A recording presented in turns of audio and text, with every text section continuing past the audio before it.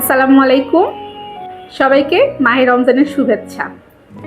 আমার কাছে অনেকেই জানতে চান আমার ডায়াবেটিস আছে, খেজুর খেতে পারবো ইফতারে কিংবা সেহরিতে কিংবা জিলাপি? রোজার সময় তো একটু জিলাপি খাই, আর সারাদিন তো না খেয়েই থাকছি। এছাড়া একটু বুন্দিয়া, এই সময় যদি না খাই কখন খাবো বলেন? সারাদিন কষ্ট করার পর একটু ওগুলো দিয়ে খেতেই তো ভালো লাগে। যদি বলি ডায়াবেটিক পেশেন্ট হিসাবে আপনি এগুলো অবশ্যই খেতে পারবেন। কেমন লাগবে? ভালো লাগছে না? কথা বলছি আমি পুষ্টিবিদ নওশিন আতিয়া, নিউক্লিয়াস ডায়াগনস্টিক সেন্টার থেকে। জি, ডায়াবেটিক পেশেন্টরা অবশ্যই খেজুর, জিলাপি কিংবা বুন্দিয়া খেতে পারবেন, কিন্তু তার আগে মাথায় রাখতে হবে তার ডায়াবেটিসের পরিমাণ কীরকম আছে, কী ধরনের ঔষধ পাচ্ছেন, এবং খেজুর, জিলাপি অথবা এই যে বুন্দিয়ার কথা বলছি এর সাথে কী ধরনের খাবার উনি খাচ্ছেন।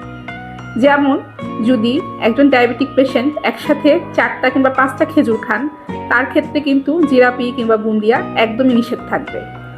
অথবা যার ডায়াবেটিস 20 কিংবা 25 আকারে থাকছে কিংবা ইনসুলিন পাচ্ছেন, ঔষধ পাচ্ছেন, তার জন্য অবশ্যই খাবারের পরিমাণ অর্থাৎ খেজুর কিংবা জিলাপি কিংবা বুন্দিয়া কী পরিমাণে খাবেন, অথবা একসাথে খাবেন কিংবা আলাদা আলাদা খাবেন, এটা মাথায় রাখতে হবে।